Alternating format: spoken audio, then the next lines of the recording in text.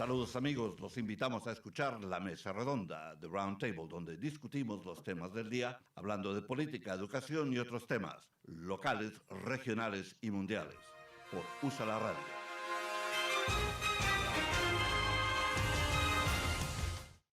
Amigos oyentes de USA Media, estamos aquí de nuevo con su programa La Mesa Redonda. Les habla Fernando Méndez, Dani Ramos controlando la máquina digital.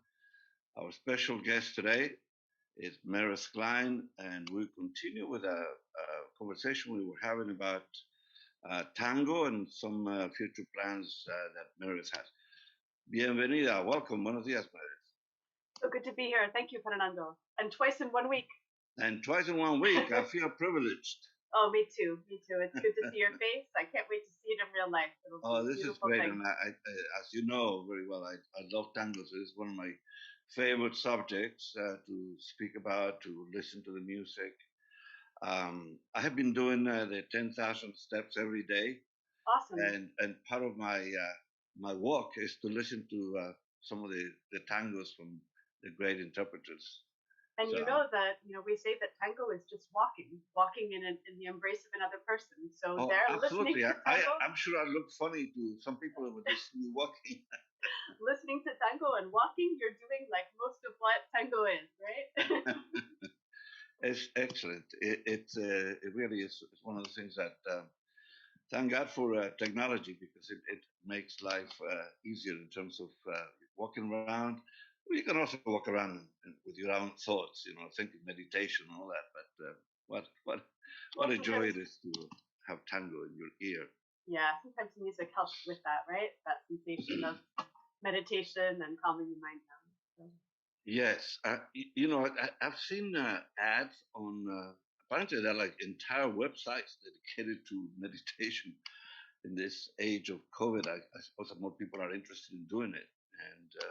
Yeah, I mean, we're living the fact that we're living virtually, interacting so much in this way, it tends to put the brain in hyperdrive, over excitement, over quick. Well, we need that. Have a lot of conversation about tango and some. I'm going to listen to some music. We have an excellent video that Meredith has contributed. So just briefly, a couple of headlines here. Lawmakers from both sides of the aisle agreed on something for once. They unanimously voted to limit the political ties of the eventual chair of the state's redistricting commission. So this is from AP. As we know, the Republicans want to do gerrymandering, and they want to change the electoral map, and they are doing everything possible to stop Black people, especially Black people, from voting. So in Georgia, they have passed legislation to stop Sunday voting, to remove some boxes where people went to vote. Any rule that they can pass to make it more difficult to vote. It's so important the way you said it, Fernando. When you just say out loud, they're trying to keep Black people from voting. Because the narrative on the other side is about voter fraud that we know has been shown not to exist, and or is vanishingly rare. Absolutely, it's important to call it what it is, so that we can fight it. There is no question about it. That's what it's all about. And they are upset because they lost the 2 Senate races in Georgia, and immediately they're set to the task of changing the law. And not only there, it's about 36 states where they are attempting to do the same thing. Pennsylvania is one of them, Wisconsin. And why not come up with a Republican Party platform that's actually sellable and that actually attracts voters, right? Yes. And try to win voters in an honest way. I mean, this push to suppress the vote instead of creating a platform that people can get behind, it's remarkable. It's completely undemocratic, right? Totally. And so what we find now, all the proposals from the Biden administration, the Republicans seem to be opposed to, healthcare. They want Obamacare to go away. They have been fighting it for almost 2 decades now. And voting, forget about that. They don't want any votes from minorities. They want to change the law. And this filibuster thing also that would enable the Biden administration to pass legislation. Biden himself gun is control, opposed. gun control, for example. Yes. Yes. Voter rights protection, gun control, expanding Obamacare instead of destroying it. Yeah, so many things that could be achieved if majority rule were enough. If 50 votes could pass legislation. There's a party of no. They don't want health care for the people. They don't want votes. They don't. They were opposed to the 1.9 trillion rescue bill, and unfortunately, there are some aspects of it that are negative. But it's 90% good for everything, for small businesses, for education, for the people, for individuals who are in dire need because they are unable to pay the rent. So and also for fighting the pandemic, for funding vaccination distribution. Yes, because everything depends on that, right? I mean, one of the biggest reasons why most of us are suffering is that a year later we're still stuck in our homes. Our businesses, like mine, like the Philadelphia Arts and Tango School, are still closed. We haven't had a person walk into our studio in a year. If the pandemic is able to be brought under control, then everything becomes easier. It's one of the terrible things that has occurred with Biden right now is that he's on a tour to sort of declare victory with COVID on the roads, with the vaccinations reaching an all-time high, almost a triumphal tour regarding COVID. And he ends up talking about crime, about gun control, about what happened in Colorado just now. So he cannot get his message across the way he wants it because all this other stuff is happening. Yeah, I mean, I thought the victory tour was to promote the stimulus package because we know that in 2008, 2009, that the Obama-Biden administration didn't really sell their stimulus strongly enough. Yes. And a lot of people didn't understand that their lives had gotten better because of it, and that allowed the Democrats to lose the midterms. So the Democrats decided this was the message.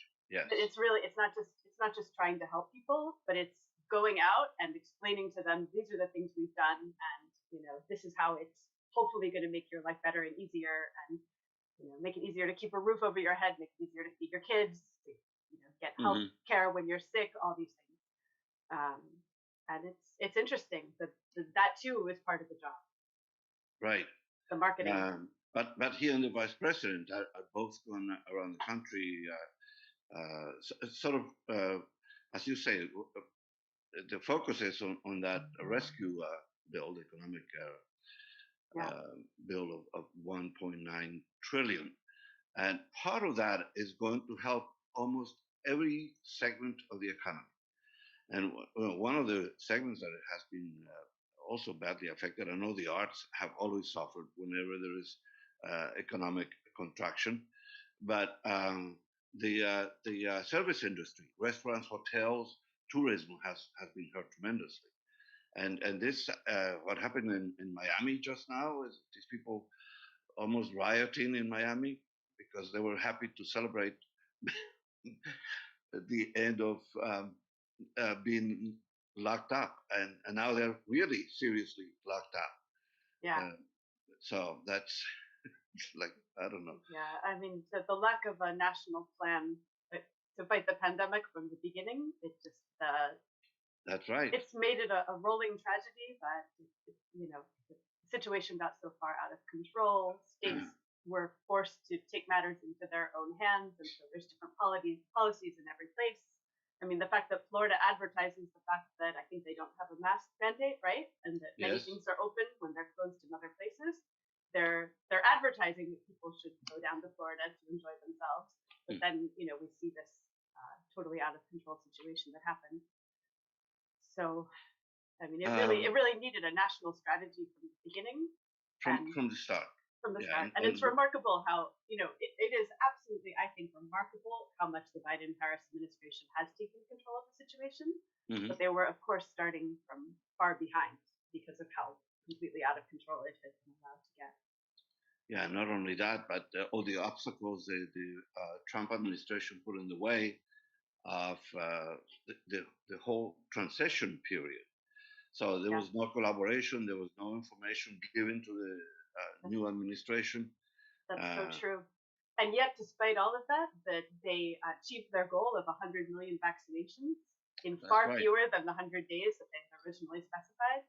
I mean, people very soon after started saying, well, that's not enough.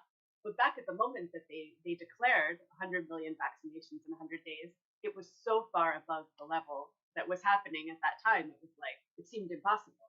So the right, fact that they've been able to ramp up, that they've helped, for example, Johnson and Johnson with their production. I think they found, I don't know if it was components like chemicals and or equipment that Johnson and Johnson needed in order to get their production line where they wanted it to be. They've created collaborations between different pharmaceutical companies. So isn't Merck going to produce the Johnson and Johnson vaccine, for example? mm-hmm. All these things, they're huge. They really hasten the way out of the pandemic for all of us. And here in Philadelphia, we've been really, really lucky to have the FEMA site, right? The That's Prevention right. Center. Yeah. I mean, so many people I know have been vaccinated there. People who I'm pretty sure would still be waiting otherwise. Yes, people who actually the whole object was to get people vaccinated who have no access to the vaccine in their neighborhoods. So it was that was one thing to do with them. Um, we have a couple of headlines. One of them related to the Colorado shooting. I mean, and there we are again. Gun control. Any time one of these events occurs, is talk about gun control, but it's not going to pass. The Republicans will always bring the Second Amendment to play immediately.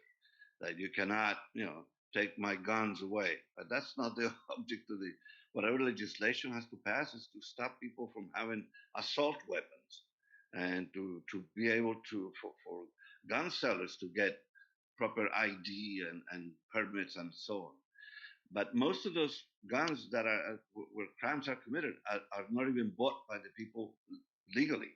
So there's just too many guns available in this country. There's more guns than people. And I don't own a gun, and I'm sure you don't either. So like I don't know where somebody owns 10 or 20 guns or more maybe. Who knows? Yeah.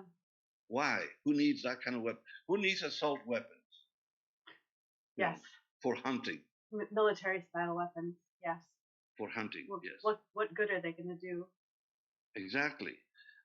So that's one thing that again Biden has been distracted by that on his tour, talking about the economy, talking about the success fighting COVID, all that. All of a sudden, he ends up talking about Colorado and the killings and gun control again.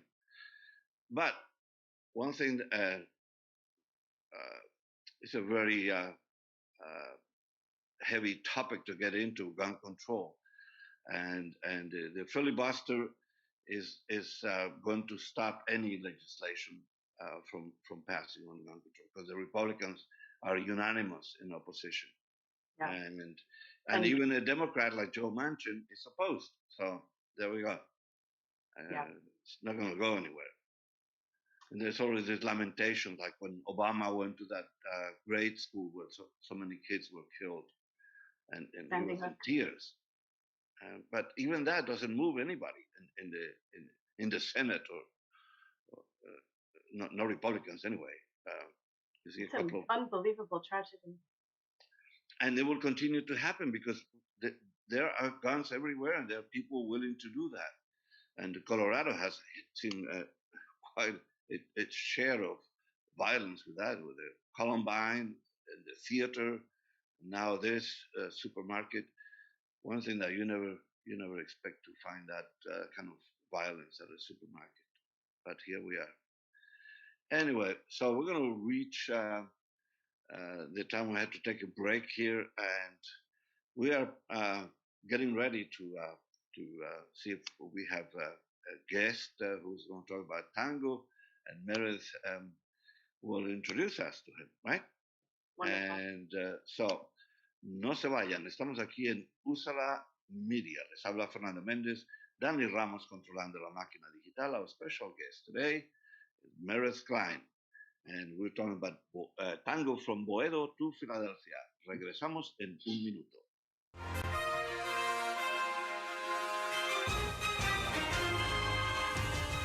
Saludos amigos, los invitamos a escuchar La Mesa Redonda, The Roundtable, donde discutimos los temas del día, hablando de política, educación y otros temas, locales, regionales y mundiales, por USA la Radio.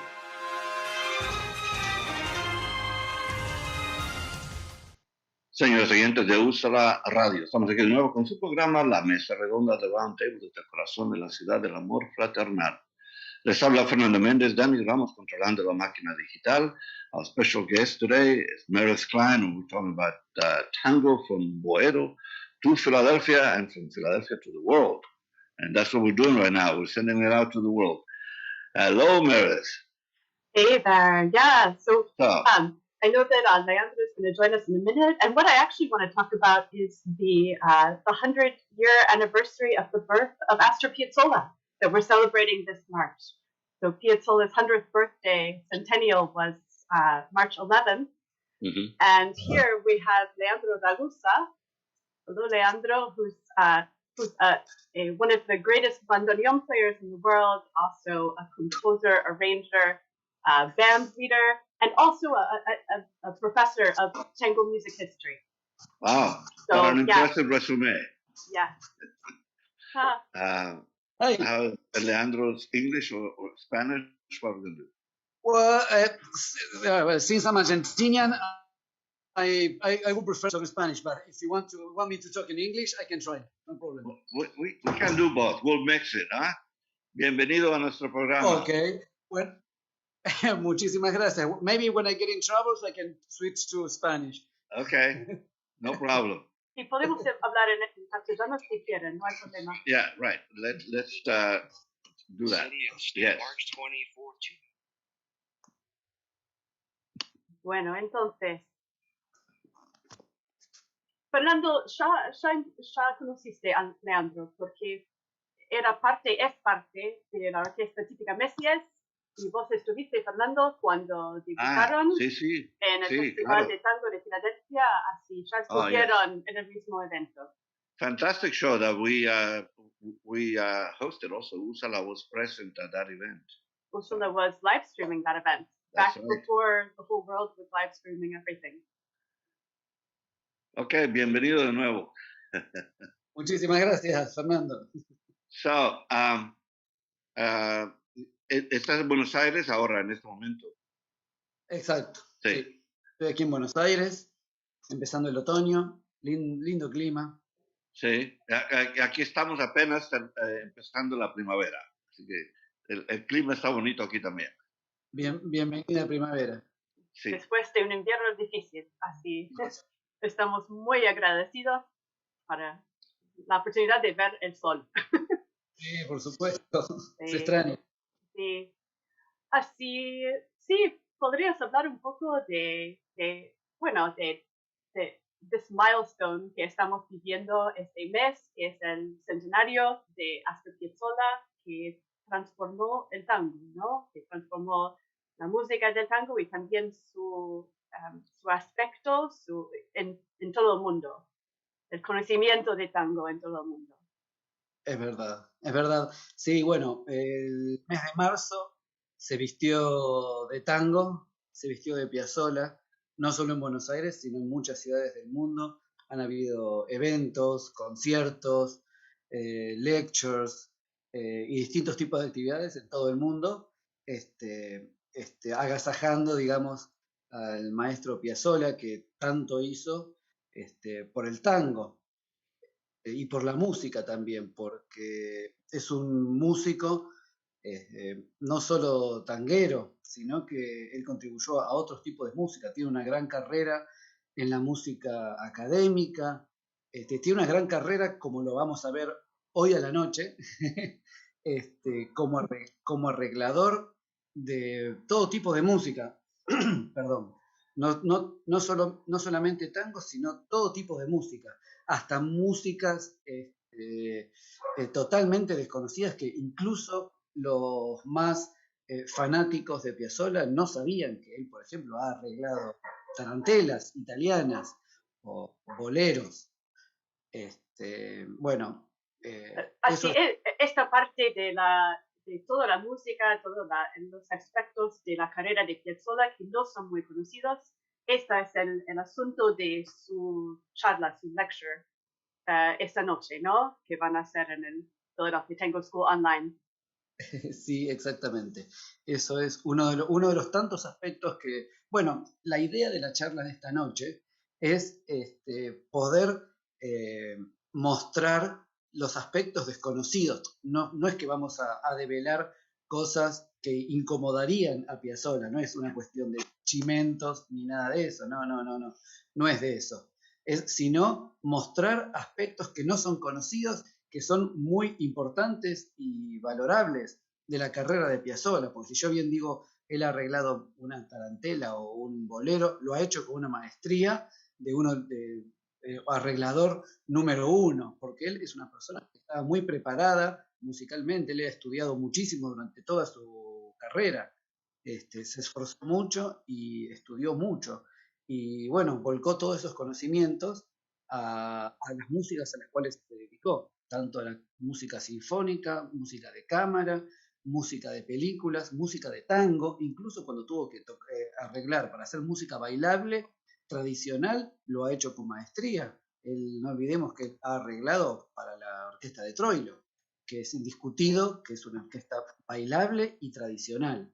Con lo cual, yo creo que, bueno, este muchacho Piazzolla recorrió todos los aspectos del tango y la música del mundo, el world music, digamos. Leandro, hablaste de que él arregló tarantelas y otro tipo de música parecida. ¿Puedes darnos un avance de algún detalle importante, curioso de Piazzolla que no se sepa, que no se conozca? Bueno, no voy a decir mucho porque los tengo guardados para hoy a la noche, pero si tengo que develar alguno, Sí, señor. pero si tuviese que levantar un poquitito, correr el cortinado y dejar ver algo, bueno, sí, cuando estuvo en los Estados Unidos, se desarrolló mayormente como arreglador. Si bien tuvo otros proyectos muy importantes musicalmente, no sé si de éxito, pero musicalmente fueron importantes, pero paralelamente con eso, a la hora de tener que vivir y ganarse la vida, es decir, obtener dinero, él se desarrolló como arreglador. Y bueno, en esa faceta de Piazzolla ha incursionado con las comisiones que le han dado. Si le dicen hay que arreglar tarantela, arreglamos tarantela. Si le dicen hay que arreglar música japonesa, hubiera arreglado música japonesa. y se ve el toque, se ve el gusto a Piazzolla en todas esas comisiones que ha aceptado. Muy bien, muchas gracias por esa noticia importante para nosotros, que la gente que no va a ver tu programa, verte pronto.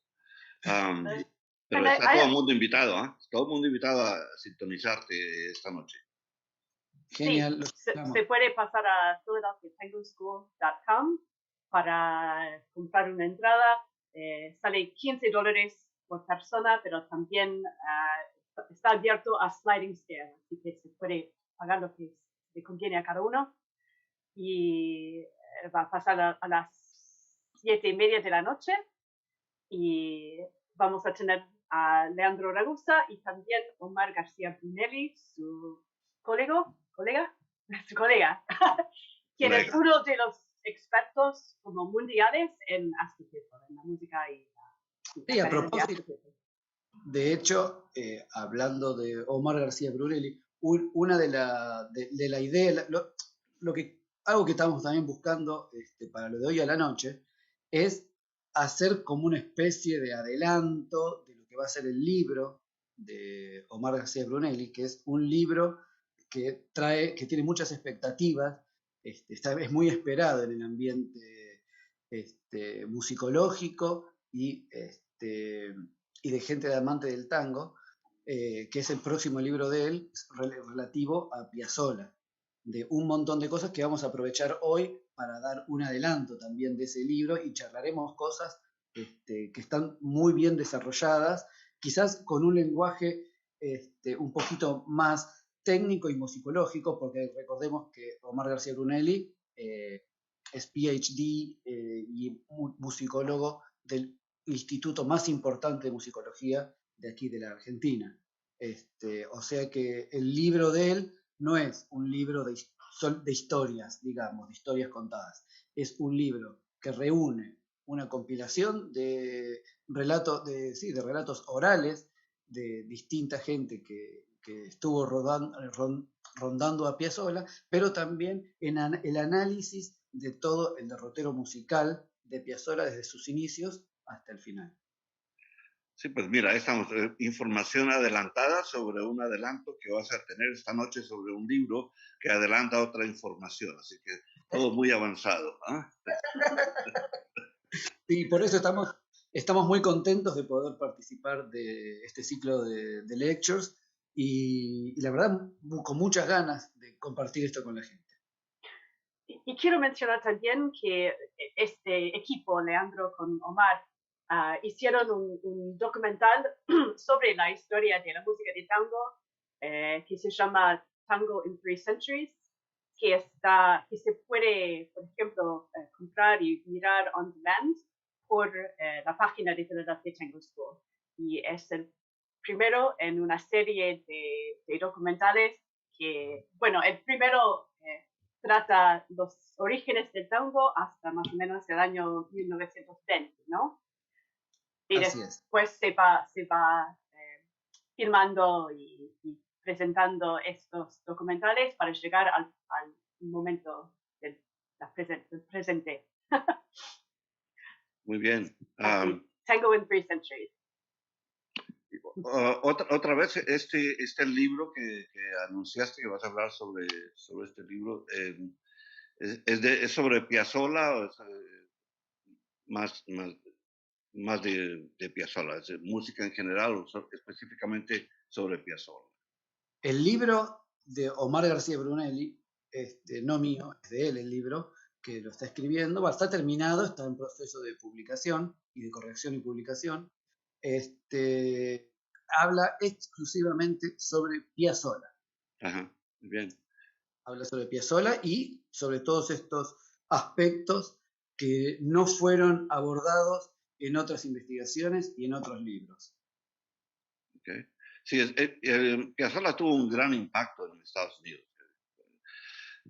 No recuerdo exactamente el año, la época, pero él tuvo un impacto tremendo aquí en cuanto a la venta de discos relacionados con el tango, porque se vio que era algo poco común su interpretación del tango, ¿no?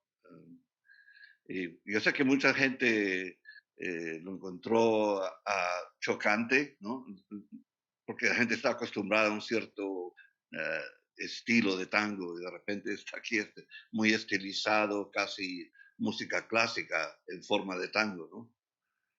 Sí, bueno, a Piazzolla, los amantes de Piazzolla, yo creo que más que nada afuera de Buenos Aires, lo aman y lo respetan, pero como un género como más world music que como tango. Ajá. Lo separan el gusto de él, a mi entender. Porque, por ejemplo, cuando más trabajó Piazzolla en conciertos, que fue en su época más tardía, no en sus inicios, fue compartiendo escenarios en festivales de jazz. No hay que olvidar que él compartió escenario con Miles Davis, con Dave Brubeck, con Jerry Mulligan. De hecho, trabajó con Jerry Mulligan, con, Gary Barton. Por lo tanto, él se hizo más conocido en su etapa con su quinteto y tocando en festivales de jazz, no en festivales de tango ni dentro del ambiente tango tradicional. Leandro, no sé si tienes más tiempo para estar con nosotros. Vamos a hacer una breve pausa aquí, si puedes quedarte, pues Excelente. Encantado. Ok, Fernando. entonces, señores oyentes de USA la Media, estamos aquí en la mesa redonda de Roundtable desde el corazón de la ciudad del amor fraternal, from the city of brotherly love. Les habla Fernando Méndez, Dani Ramos controlando la máquina digital. And, our special guest today is Meredith Klein, y estamos aquí con Leandro Ragusa desde Buenos Aires. Bienvenidos de nuevo al programa. A ver, Meredith, ¿qué dices? Hello, estás muda, creo. No, I'm here. I'm here. I was okay. taking a breath and thinking. No, it's super interesting because the fact that people who are fans of all different kinds of genres, world music and jazz, and now classical music, that they became very, very interested in Piazzolla and big fans of Piazzolla.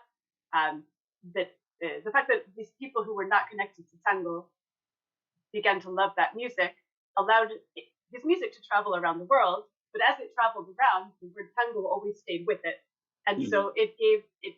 So it wasn't the tango that it wasn't the traditional tango that, for example, that we dance normally, and it wasn't the tango that was played in the 1940s in Buenos Aires.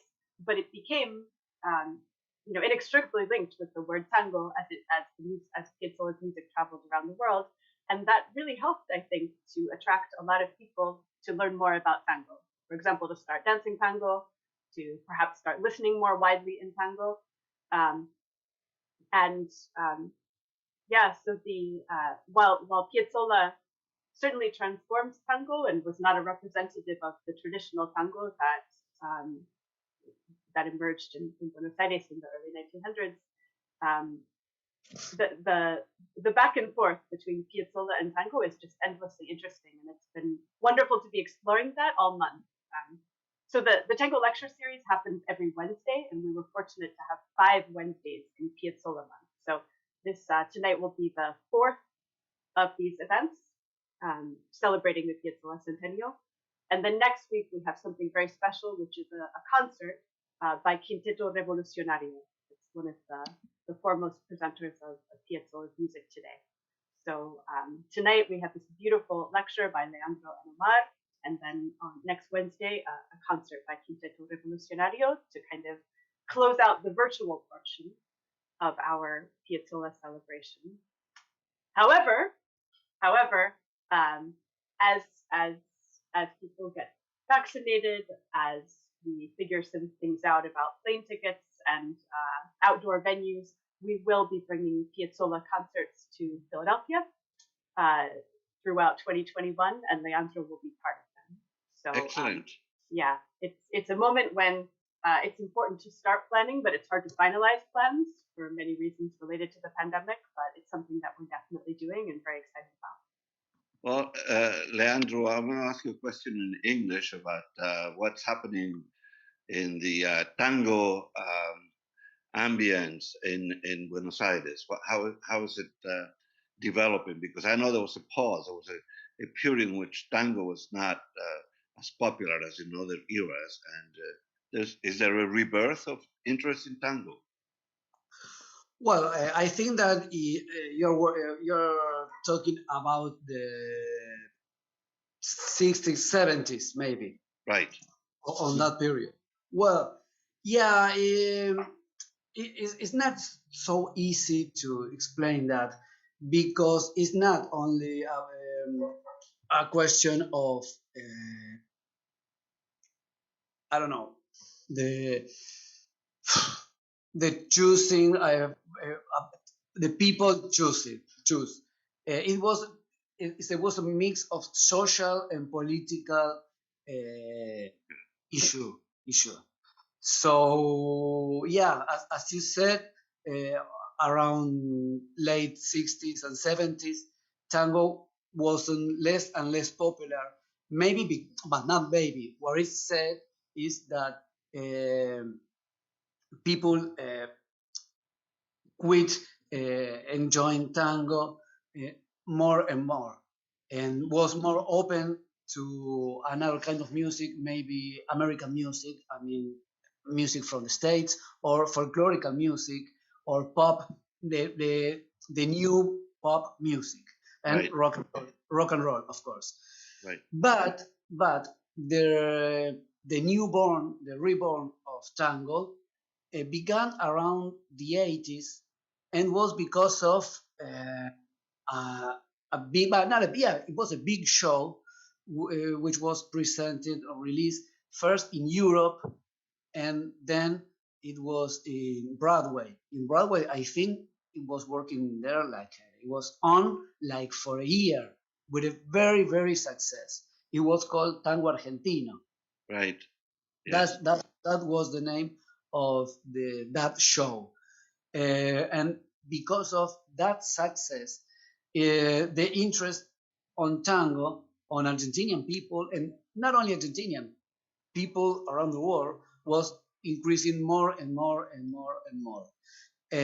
But for example, maybe when I began to study bandoneon, I'm a bandoneon player, so when I started studying bandoneon, it was like 24 years ago.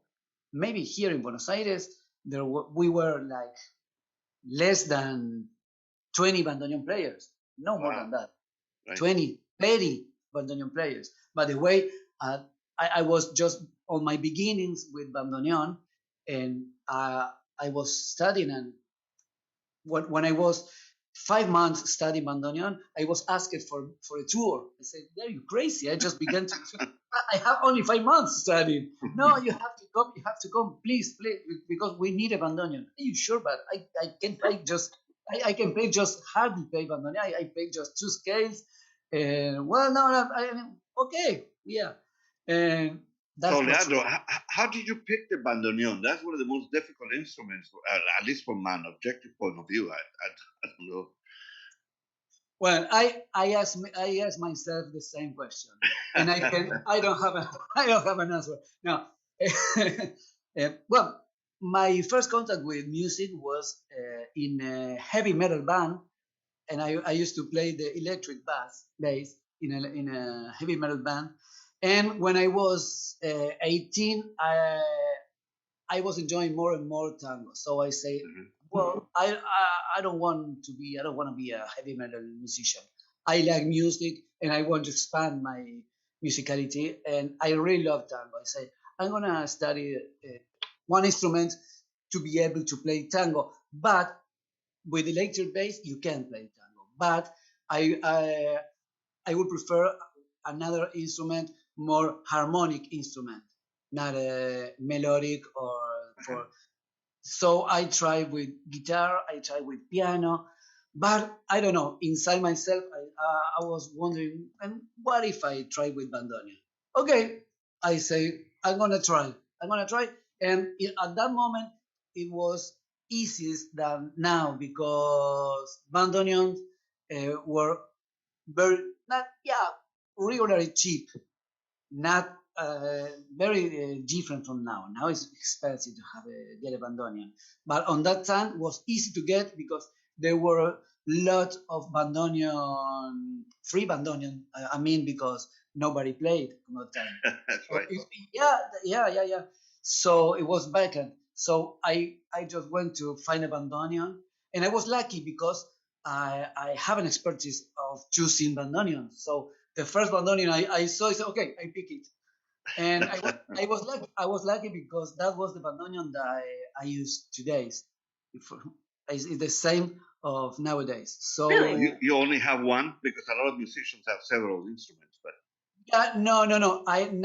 I have 3 bandoneons. By the one that my first bandoneon is the one that I play right now.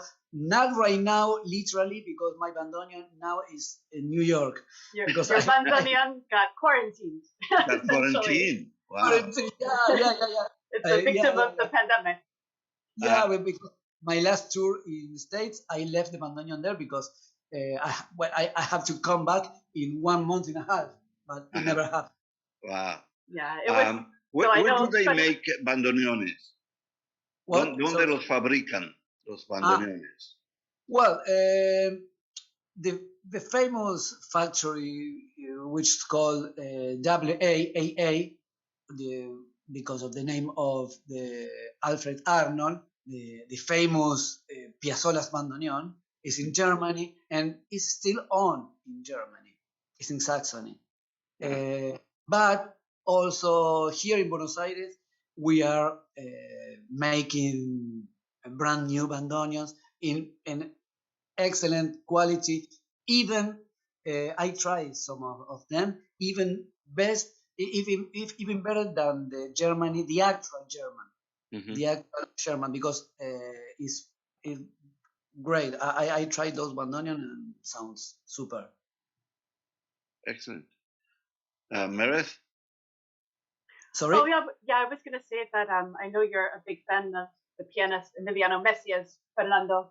Yes. So when the pandemic hit, it was so sad for us because I had helped Leandro and Emiliano put together a car tour around the eastern part of the U.S. So they were going to go to all these different tango communities and perform and give lectures and play for dancers and play in concert halls and you know every iteration of what a tango duo could how they could work. We had scheduled, and then of course the pandemic canceled all of it. And then we were going to do the same thing on the West Coast later in 2020, which obviously didn't happen either. So that's why Leandro left his bandoneon in New York. Right. You should write a tango about leaving the bandoneon in New York. And we just, you know, like all of us, in every way, we're hopeful that all of those plans can be picked up and dusted off when it becomes safe to travel and to gather and to make music and to dance in the same space again. Yeah, well, when the pandemic is over and we can do that, we should have Maestro Messier and Leandro come on this program. I mean, I would love to have them host them and hear them live, possibly. So, pleasure. Something to look forward to. Sure. Yes, we don't pay you anything, but we'll invite you to lunch. We pay with love. We pay with love. We pay with love and admiration. That includes beer, right, Fernando? Yes, that's right. All right. Then it's probably a deal. It's a deal, right? And of course, I mean, you're always part of this. As Leandro probably knows, Meredith is responsible for a lot of the growth of tango in this region. So I know, right? Yes. Leandro's been part of many beautiful events here, so he's a huge part of that. In fact, we were about to celebrate our 10th anniversary Philadelphia Tango Festival in May 2020, and Leandro and Emiliano, along with a friend who's a dancer, Gustavo Rember, were going to give a beautiful seminar for the festival about the history of tango music and dance. So that was something that was greatly looked forward to, especially because it brought together the two histories, that of the music and that of the dance. So that's another example of something indefinitely put off that we hope will become possible in the future. Yeah, how easy would it be to reassemble that 10-piece orchestra that Maestro Messier had? Well, in some ways it'll be very easy when it's safe, but in other ways it is impossible because the first bandoneon, Raúl Faurina, a magnificent person and musician, passed away from COVID in early January. Oh, wow. Which is a huge tragedy, personal tragedy, and tragedy for tango music, tango dancers. And so even when, of course, the orchestra is going to come back together, of course, that's definitely going to happen, but it'll also never be the same as it was with Raúl. And so it's just, one example of the many losses that we've all experienced in the past year.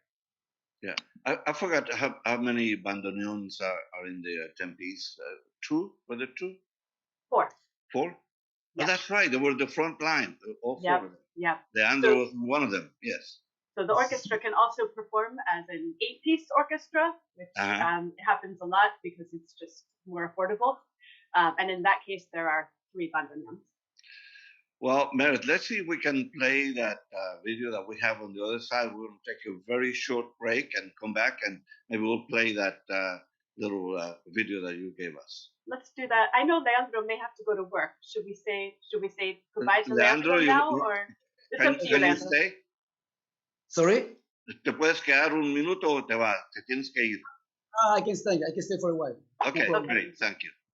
Señores y señores de Usa la Media, estamos aquí en la mesa redonda de Roundtable. Les habla Fernando Méndez. Dani Ramos controlando la máquina digital. Meredith Klein is our guest. And Leandro Ragusa from Buenos Aires. So we'll come back in a minute. Or less. Saludos amigos, los invitamos a escuchar La Mesa Redonda, The Roundtable, donde discutimos los temas del día, hablando de política, educación y otros temas, locales, regionales y mundiales, por USA la Radio.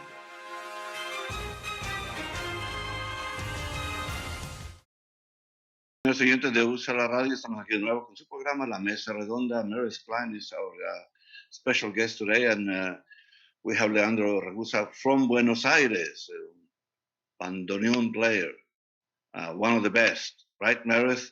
Absolutely. So I think we're going to play a little part of a video now, if that's all right. So this is Yes. This is a video of Adios Nonino, one of Piazzolla's most beloved compositions. And it's a beautiful performance by our guest Leandro, along with Emiliano Messias on piano. And it was recorded at WRTI here in Philadelphia. They have such a beautiful recording studio. And we were able to go there in September of 2019, shortly before the pandemic. So that is what we're about to see.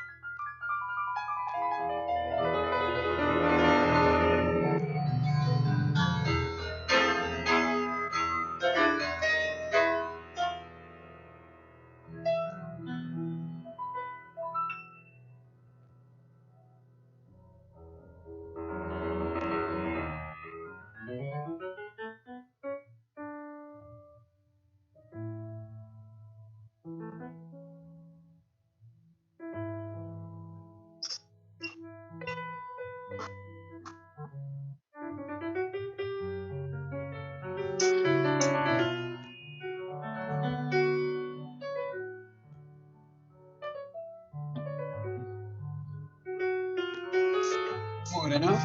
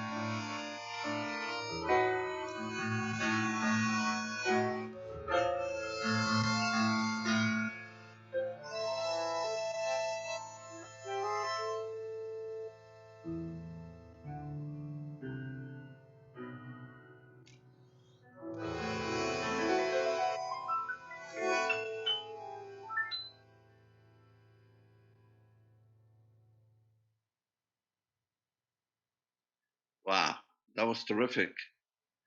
Felicitaciones, Leandro. Okay.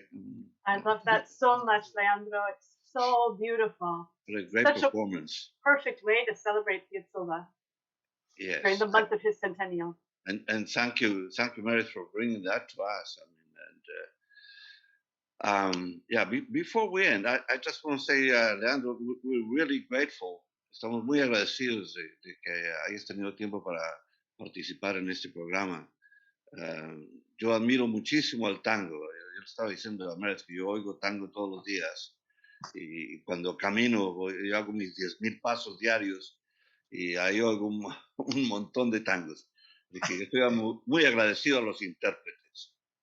Y tango es caminar, así que estás bailando mientras haces tus 10,000 pasos cada día escuchando tango, estás bailando.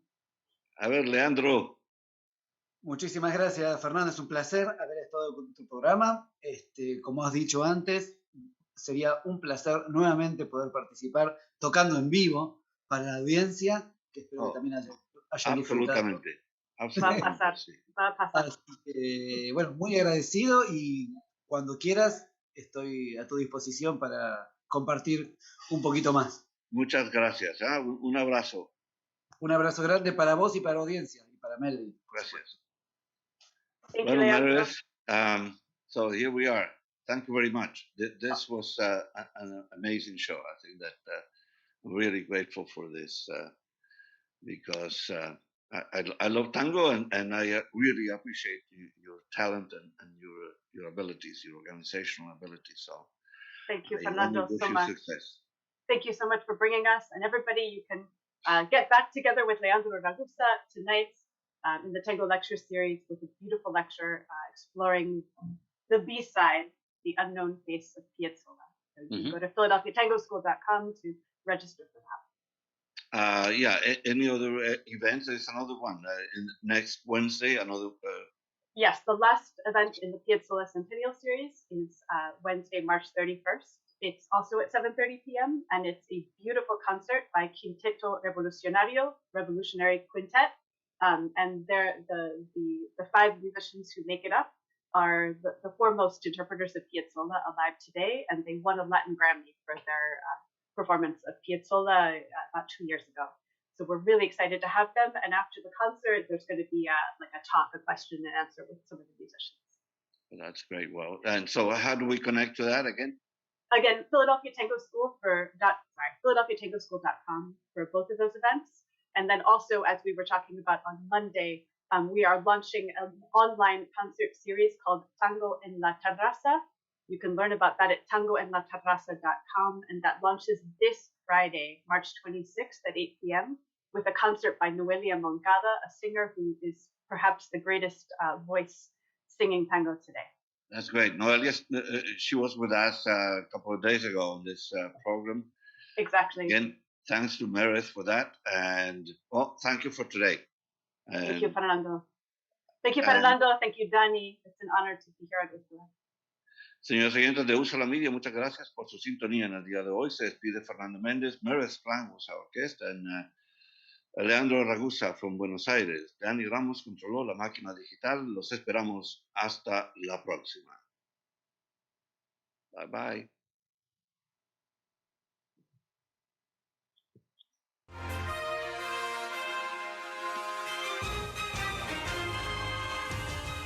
Saludos amigos, los invitamos a escuchar La Mesa Redonda, The Roundtable, donde discutimos los temas del día, hablando de política, educación y otros temas, locales, regionales y mundiales, por USA la Radio.